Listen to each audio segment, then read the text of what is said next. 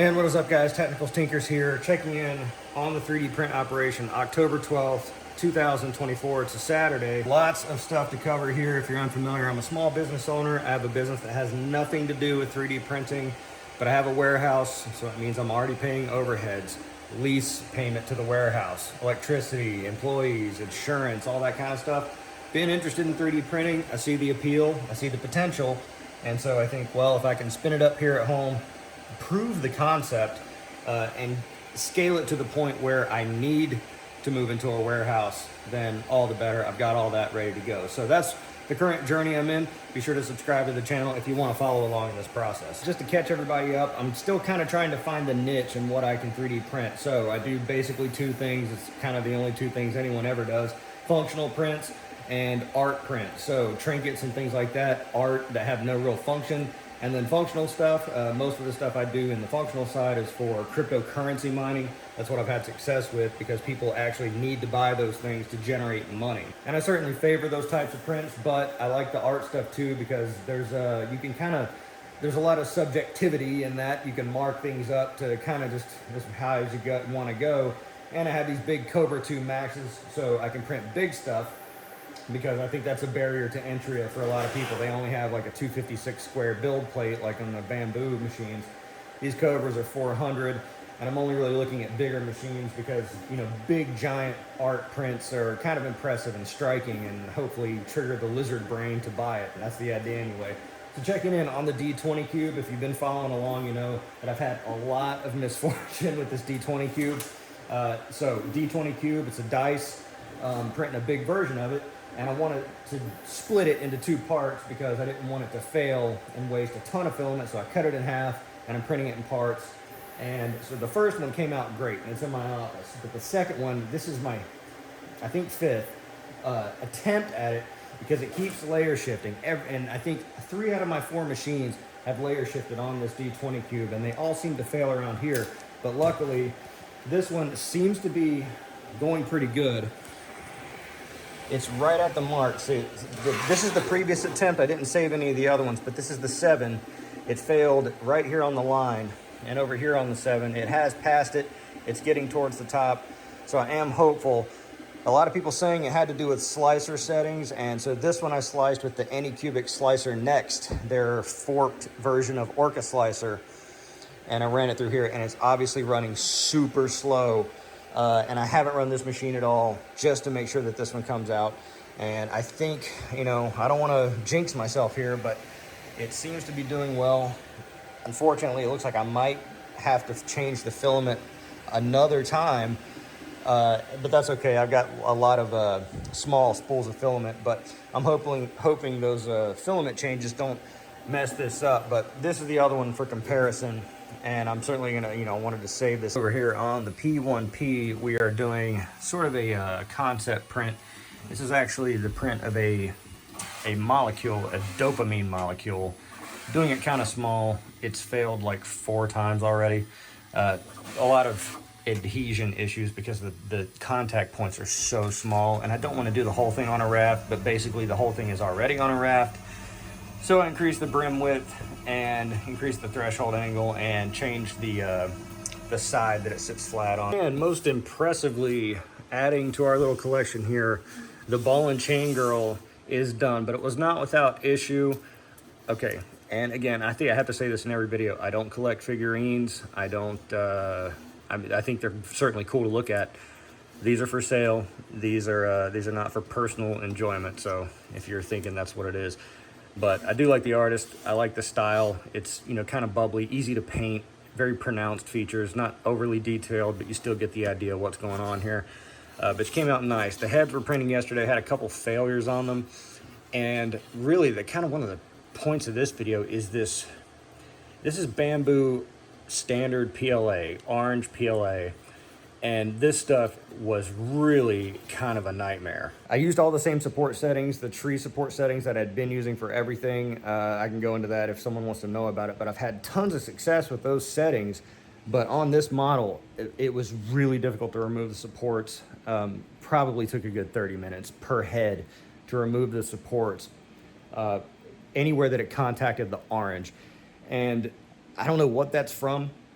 but the filament itself, it seems kind of not as snappy, difficult to describe. It's more, it gives a lot more, and it just kind of tears. It's kind of crumbly, almost feels like it's stale. I don't know if that's the correct word, but it's all running in the AMS. It's fresh out of the pack. I don't think there's any issues with it being dry, but very difficult to remove. So on those areas where it was kind of whitish from removing supports, I just hit it with the torch and kind of smoothed it out a little bit. And I think the model ends up looking pretty good. But I think maybe my working theory is that the interface's distance, the top Z distance, is 0.16. And so I was running this model at a point, I want to say maybe a 0.16 layer height. And so I think that because I was taking that support, and if you know about this, let me know in the comments below. But I think it was because the model needs to be, the layer height on the model always needs to be a finer layer height than what the top Z distance is on between the supports and the model. Because a lot of my other models I run at 0.2 or 0.25, and so if I'm running a 0.16, that means it's a finer distance, and so it's a cleaner breakaway. I'll certainly try that in the next iterations because I'm having a very similar issue with the Devil Girls that just finished up on the A1. Different machine, no orange filament, but similar vibe with this white filament. This is Elegoo Rapid PLA Plus.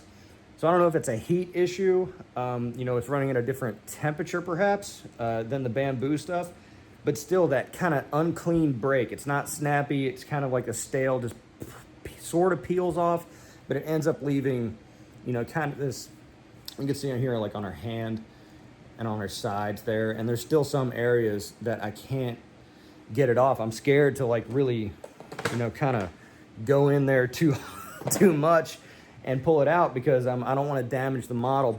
But ultimately, like I had printed these Devil Girls as more of like, you know, for sale, very high quality, very fine.